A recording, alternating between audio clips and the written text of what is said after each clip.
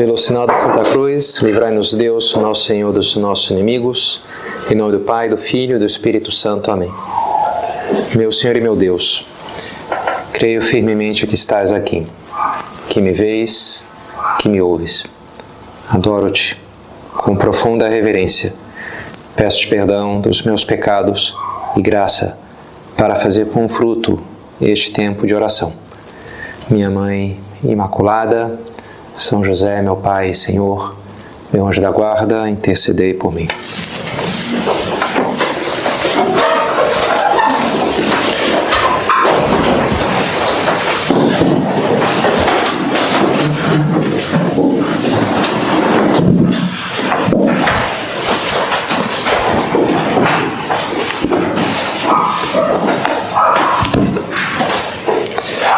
Ostendes-me semitam vitae. Tu me fazes conhecer o caminho da vida. A fé nos ensina que essa vida inclui muitos caminhos diferentes que a gente pode tomar, muitos rumos, mas que de uma maneira dá para resumi-los, sobretudo em dois. O Salmo número 1, por exemplo, é assim, dois caminhos, o caminho do ímpio e o caminho do justo. Um caminho que termina na vida, que nos leva à vida, e outro que nos leva à morte. Nos nossos tempos, muitas vezes encontramos, por exemplo, nas músicas, em filmes, nas artes em geral, essa ideia do niilismo, de que no fundo as coisas não fazem muita diferença, tudo dá igual, tudo faz no final, né? In the end, it doesn't even matter, nem conta no final, se eu faço bem, se eu faço errado, tudo termina no nada, e é um pouco essa ideia nihilista. E não há nada mais distante do que nos diz a fé. A fé nos ensina que tudo que a gente faz tem valor, tudo que a gente faz nos conduz para um desses dois destinos tão radicalmente opostos, da vida e da morte. E essa neutralidade me parece inclusive estranha a vida, a manifestação da vida em si. Se a gente olha até como funciona, não sei, os animais, a nossa própria psicologia, a nossa relação com o mundo, até a nossa percepção do mundo, nunca é uma coisa assim neutra, que eu só observo. Eu sempre observo as coisas já estabelecendo uma relação com elas, já fazendo um certo filtro, julgando o que é bom, o que é ruim, o que é uma oportunidade, o que é um risco, o que eu tenho que fugir, o que eu tenho que me atrai. Até porque o conjunto, os nossos sensores, a nossa visão, nos dá muito mais elementos do que a gente é capaz de processar. A gente tem que fazer esses filtros, a gente precisa de foco. Eu entro no meu quarto, eu não estou olhando todos os detalhes, eu consigo só olhar o que eu tenho que fazer e nem reparo, nem vejo, na verdade, porque eu estou filtrando. Então a gente tem sempre que estabelecer essas relações, está sempre estabelecendo essa relação do que é bom, do que me ajuda, do que não me ajuda, do que me atrai. Me lembro no colégio, quando chegava o calendário do ano que vem ou do segundo semestre, tinha um amigo que ele pegava, a primeira coisa, ele via os feriados. Semana que vem temos feriado, viva a independência do Brasil, bicentenário, feriado, né, o que importa. Então, esse meu amigo, ele fazia isso, ele pegava, caiu o 7 de setembro na quinta-feira, vai dar para fazer ponte na sexta-feira. Por quê? Porque ele organizava as nossas viagens, tinha um grupo de amigos que viajava, né, vamos lá, vamos para Búzios, vamos para Ilha dos Reis, vamos agora para Nova Friburgo, aqui a gente vai fazer aquele acampamento. Então, ele era o cara que já olhava com esses olhos. Quando vai cair a prova de matemática, isso aí depois a gente vê. Mas o que importa que vai ter, então, era o filtro que ele tinha. Talvez alguma de vocês vê um fim de semana e já bem, sextou, né? Sexta-feira, beleza. Vou poder finalmente completar aquela série, não sei, né? Que eu estou querendo assistir. Vou poder fazer aquela corrida, aqueles exercícios que eu adoro fazer. Vou poder, alguma pessoa, na época do Harry Potter, tinha gente assim que dava 10 minutos, 5 minutos, o cara já puxava o livro porque ele estava ali. Às vezes, né? Tem um livro que nos prende e o cara está lá, qualquer coisinha, ele vai para aquilo ali porque é uma oportunidade de mergulhar nessa coisa sei lá, de aproveitar isso, de curtir aquilo que eu gosto. E também a gente pode às vezes ter esse filtro no sentido oposto do medo. A professora anuncia um trabalho em equipe. Será que eu vou ter que falar em público? Não sei, né? Uma pessoa que tem esse problema, talvez tipicamente já na hora ative esse alarme. já fica super atenta, vai ter apresentação, já aqui para ela, para outra pessoa nem dá bola, nem vai ter, não vai ter, nem me dei conta, mas como aquilo me custa, então eu já tenho esse filtro na minha percepção de uma coisa ruim, de um risco, de um problema.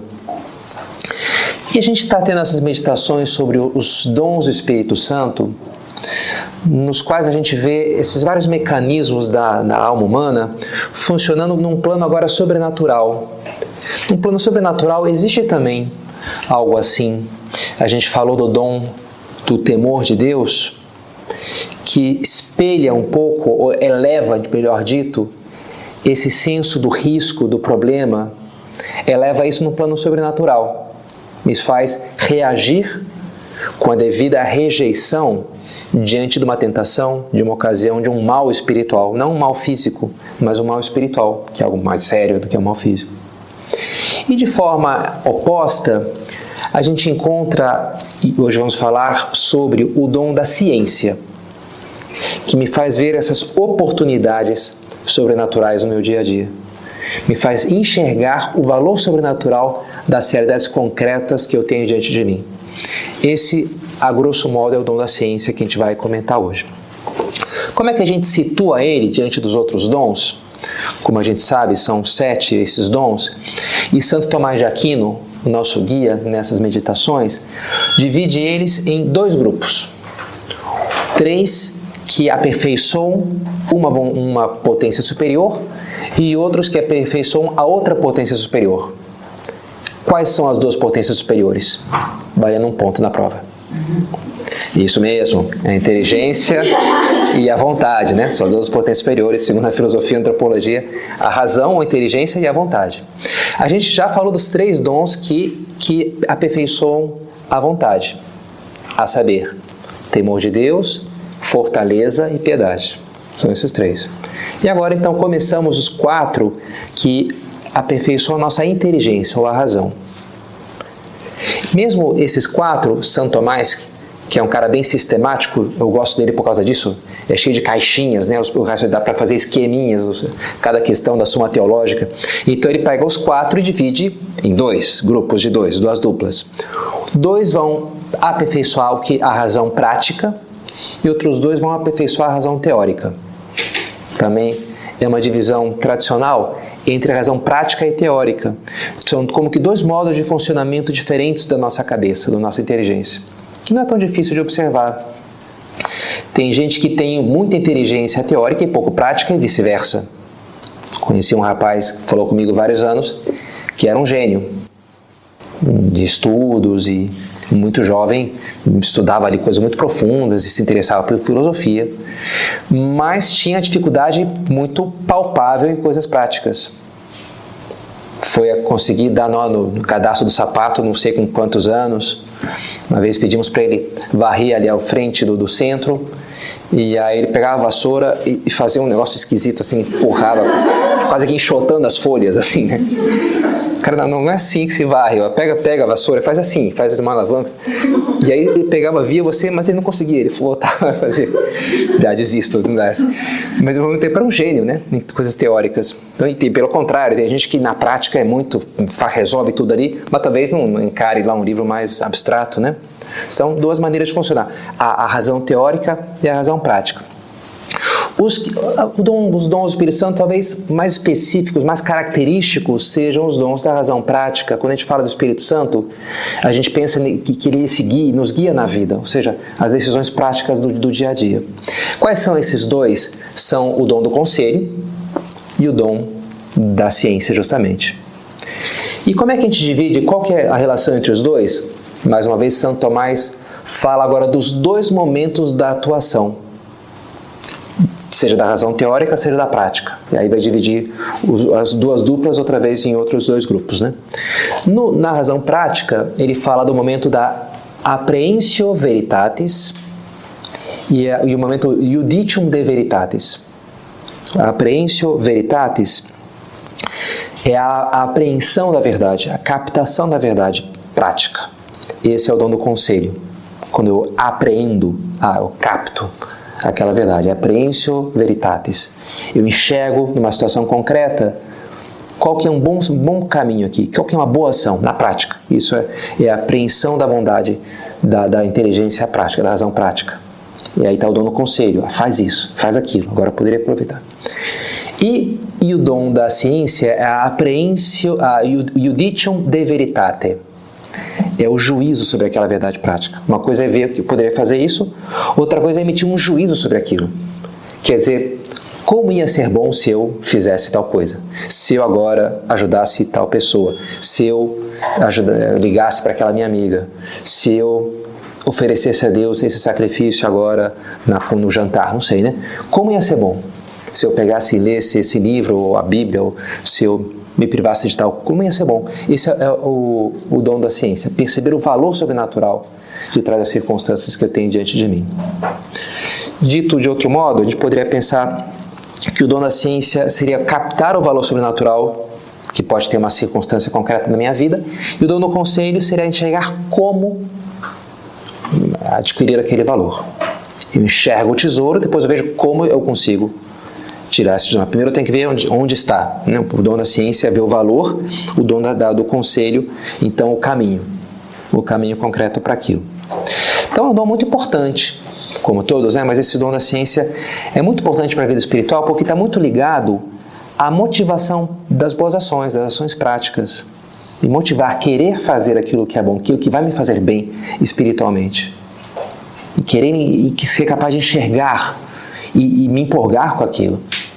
Um pouco Michelangelo se conta, né, quando ele trazia ali aquelas blocos de pedra de mármore branco, de Carrara, do norte da Itália, aquelas coisas gigantes que tinham que ser grandes, porque ele fazia aquelas estátuas imensas de uma pedra só. E ele olhava para aquela pedra e dizia, olha, está aqui. O Davi que eu vou esculpir está aqui dentro. O Moisés, a Pietà, está aqui. Agora é só questão de tirar o que está sobrando. Fala de maneira talvez um pouco modesta, né? Fazer aquela obra de arte maravilhosa que ele fazia. Mas é interessante que ele via o bloco e alguns tinham formas diferentes, mais horizontal, mais vertical, mais comprido, mais alongado. E então ele encaixava ali dentro. Ah, se eu ponho aqui a cruz, o braço, a perna para cá, a cabeça para cá, olha aqui, né? Pronto. E ele enxergava. Primeiro ele enxergava, para depois ele arrancar da pedra aquela obra de arte, né? O dom da ciência é esse enxergar, ver a beleza potencial das coisas e das pessoas, que é o que nos move, a beleza é o que nos move. Quando eu me empolgo por algo, quando algo me puxa. Então, dá a importância desse dom. E é interessante descrever dessa maneira porque vai bastante forma contrária ao típico comentário que se faz, que vocês irão encontrar nos tratados de teologia espiritual, nos tratados, como se falava antes, de teologia cética e mística.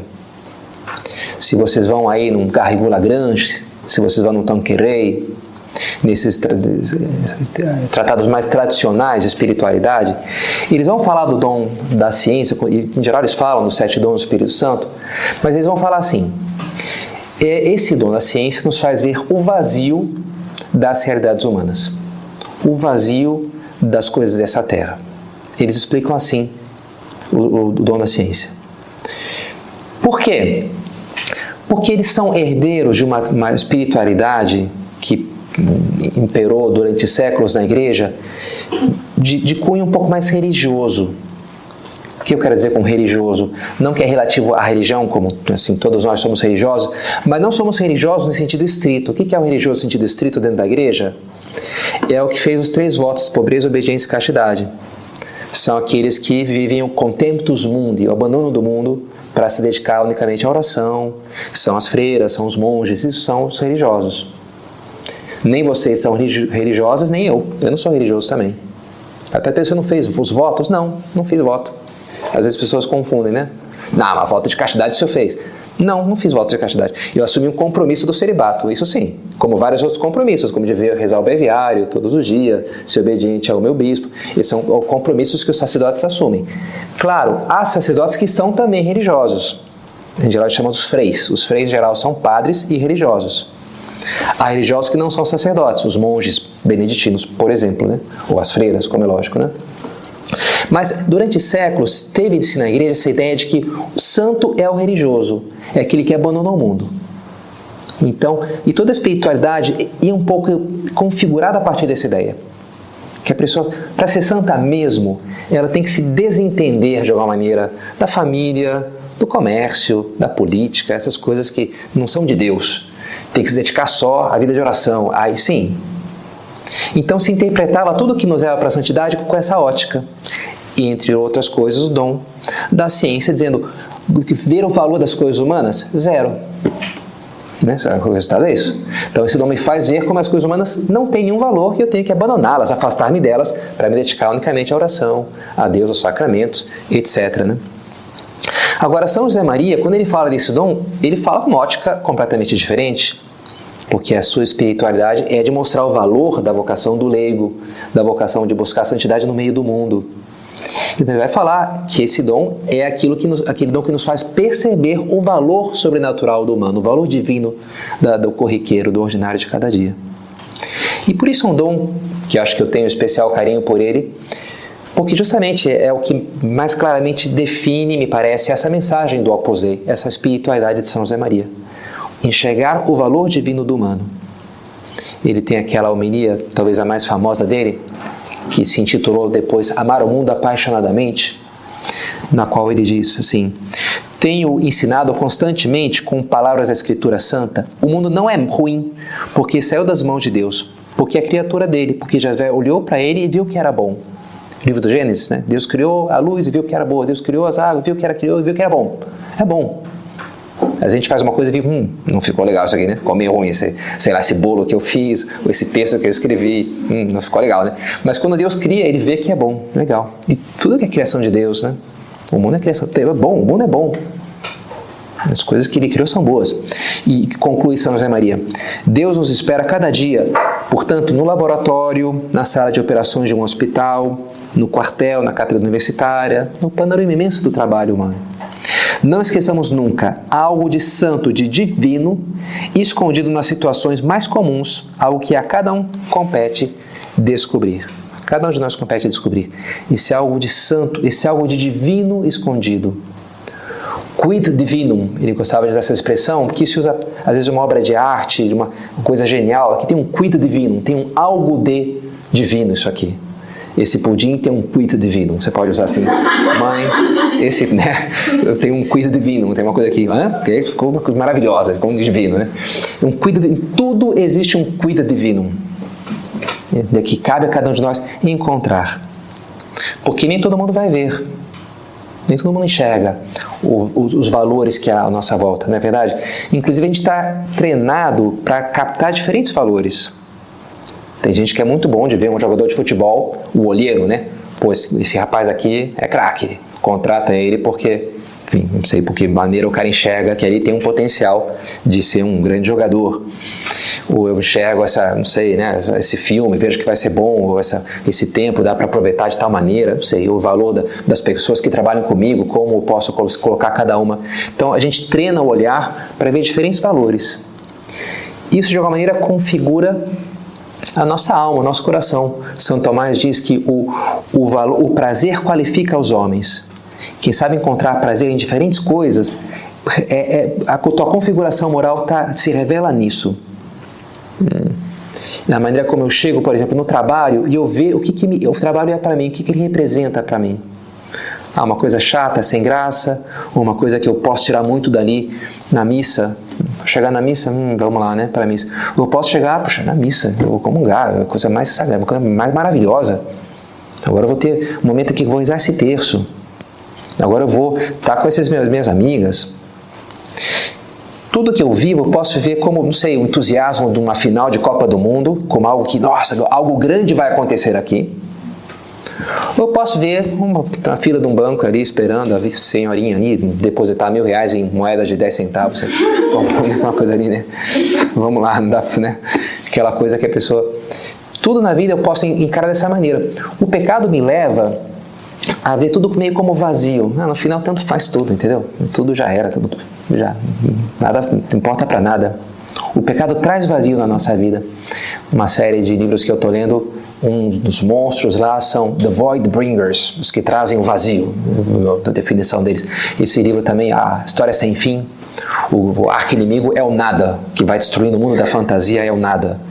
Isso é uma imagem interessante, né? O pecado é isso, é uma onda de nada na minha vida. Quando eu peco aquilo, a minha vida fica meio cinza, meio sem graça, as coisas perdem brilho. Falava essa semana, jogadores profissionais de videogame. Um rapaz falou lá de um primo seu que foi contratado e ganhava mais que os pais, com 17 anos, né? Outro falou que foi chamado também para ir mudar de Brasília para São Paulo, porque jogava lá League of Legends, ia ganhar uma nota e aí mandaram o contrato e ele chegou pro pai, mas o pai não assinou, não vou assinar esse negócio não, e não deixou ele ir. E ele estava falando, ainda bem, né? Porque os meus amigos que foram, meus amigos que se dedicaram àquilo profissionalmente, hoje, depois de 3 anos, estão todos em depressão, nenhum deles continua jogando. Uma coisa curiosa, né? Dá algum efeito ali na dopamina. É interessante estudar que o cara perde toda... É tanto estímulo contínuo que o jogo é feito para aquilo, e o cara fica lá 24 horas jogando, e chega uma hora que gasta, torra, e o cara já não... O pecado, o excesso traz isso, né? Em geral, todos os excessos trazem isso. E o pecado, o excesso sempre é um pecado, né? Tem essa coisa que nos faz, a vida perde o brilho. Agora, a virtude, o caminho junto a Deus, o Espírito Santo, a vida no Espírito, me faz, pelo contrário, enxergar o valor das coisas, enxergar o brilho sobrenatural, aquilo que talvez está escondido. Vi uma revistinha do Tio Patinhas, o velho Tio Patinhas, em que a historinha lá era mostrar como ele conseguia fazer dinheiro em qualquer situação. Então jogavam ele lá no deserto, ele fazendo isso aqui, aí saía petróleo. Jogavam isso aqui, ele achava uma boa oportunidade comercial. Tudo que ele tocava a mão, ele conseguia tirar dinheiro daquilo. E São José Maria falava, nós somos como o poder do rei Midas. Tudo que a gente faz pode transformar em ouro. Tudo, as coisas mais corriqueiras do teu dia podem estar repletas. Você pode colocar e encontrar aí santidade, amor a Deus, um tesouro sobrenatural. Se você é capaz de ver, está ali escondido. Achei interessante nesse livro Vaso de Argila, Diário de um Sacerdote, interessante que ele expõe as suas misérias, entre elas o ciúme sacerdotal. É uma coisa curiosa, né? Enfim, vocês não terão experiência disso. Eu tenho. E uma hora vai lá, ele sai para viajar e aí chega lá o frei para substituí-lo na missa. Típico frei que substitui o pároco na missa, né? E aí depois vem a senhorinha lá falar, padre, que nesses dias você esteve fora, poxa, como eu gosto das missas do frei fulano. E já, quer dizer que ele é melhor do que eu, já começa... Essa coisa boba, né? Mesmo a ordenação não nos tira os pecados, né? A gente continua com essas coisas idiotas iguais. Mas um elogio que faz a senhora lá é falar que ele celebra com... A missa dele é tão piedosa, parece que tudo na missa dele é importante, tudo é relevante. Fazer elogio assim, um belo elogio, né? Que tudo, agora eu vou proclamar o evangelho, agora eu vou fazer o ofertório, e aquilo ali, poxa, isso aqui é importante, entendeu? E aquilo agora, isso aqui é relevante. Achei bonita essa maneira de escrever, né? E toda a nossa vida, São José Maria falava, está chamada a ser isso uma missa, né? O meu trabalho, eu estou aqui, o sacrifício, a mesa ali, o escritório, é meu altar. Eu não sei, onde tem os pacientes, onde eu vou atender as pessoas, onde eu vou estudar, eu vou oferecer para aquilo.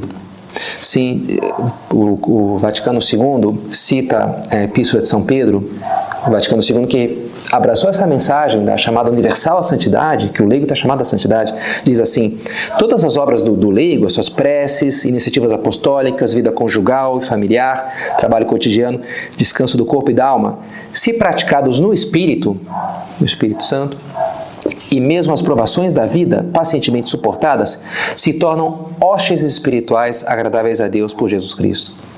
Aí, Epístola de São Pedro, né? Hostes espirituais, gratas a Deus. Se eu vivo aquilo com amor a Deus, se eu abraço aquilo se torna uma hóstia. Eu estou pegando ali e elevando, como o sacerdote eleva, né, a hóstia, o cálice, para oferecer a Deus.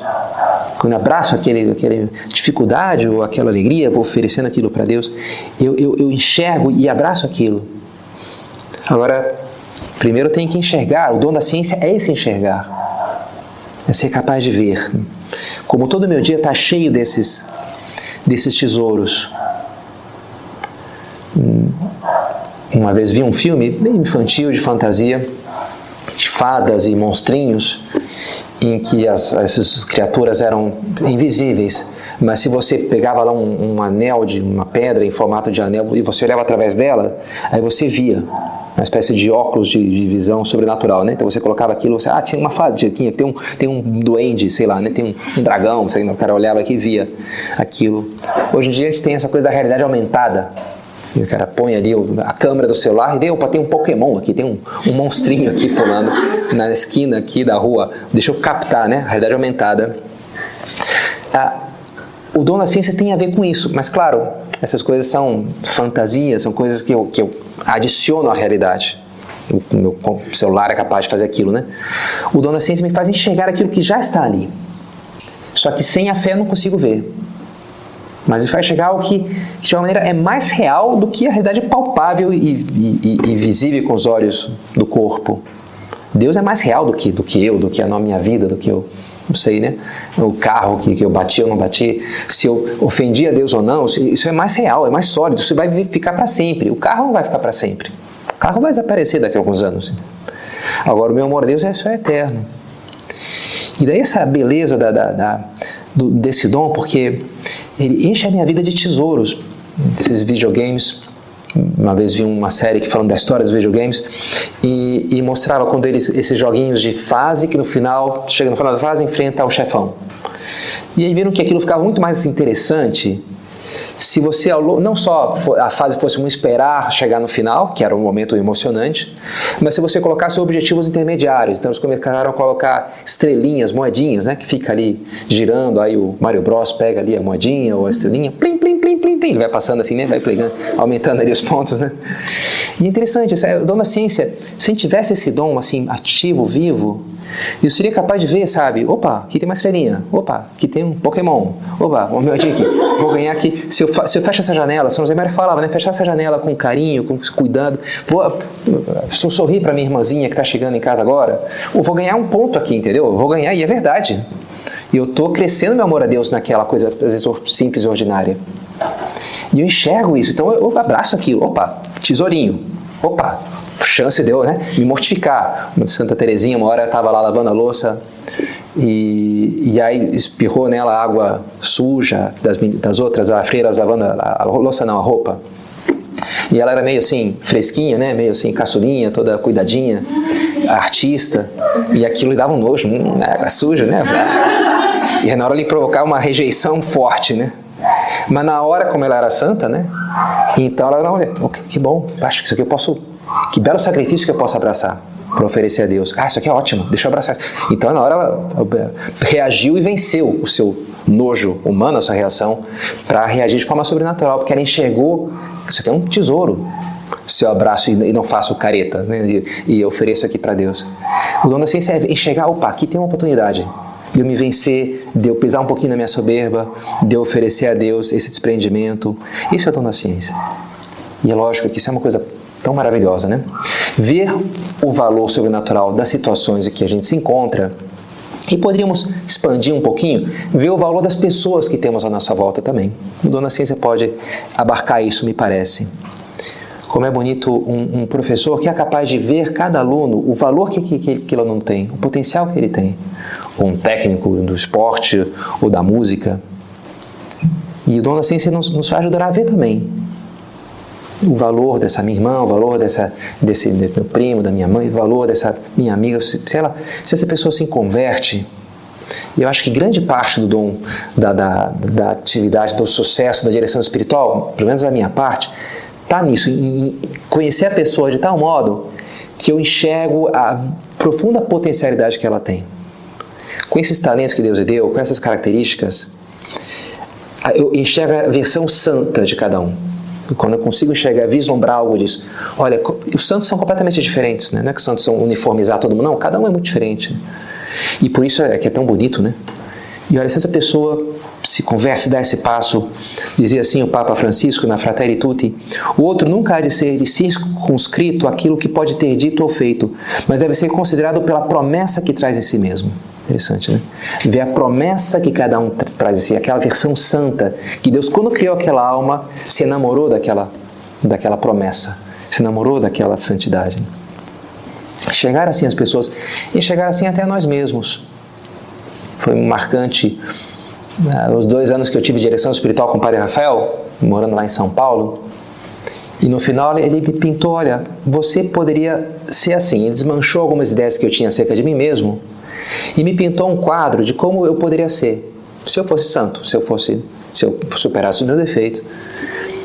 E na hora eu me enamorei daquela imagem. Eu pensei, eu não sou assim, mas eu acho que eu sinto que eu realmente poderia ser assim. Eu confiei naquilo. E aquilo me entusiasmou. Eu quero ser essa versão de mim mesmo, que eu não sou, mas eu gostaria muito de ser assim. Interessante, né? Quando a gente consegue, não é soberba, vaidade, não. Nós nos animar, nos empolgarmos com a nossa versão santa, isso é muito bom. Assim como ter também nojo da nossa versão pecadora, nossa versão condenada, né? Também é bom, num retiro, por exemplo, ver as duas coisas, né? Onde é que eu posso acabar, para bem ou para mal? Para afastar-nos de um e ir em direção a outro ponto de chegada, né?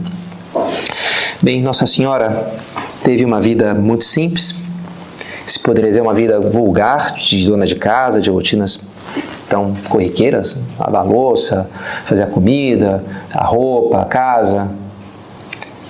E, no entanto, ali não havia nada de vulgar, porque a comida era a comida de Jesus, a roupa era o manto de Jesus, né? Era tudo super extraordinário, porque Deus estava ali naquela casa.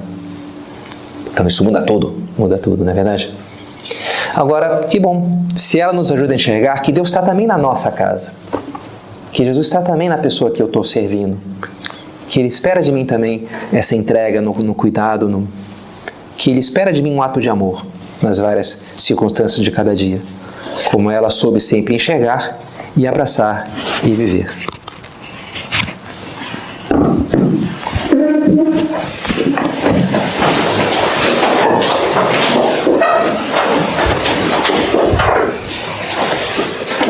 Dou-te graças, meu Deus, pelos bons propósitos, afetos e inspirações que me comunicaste nessa meditação.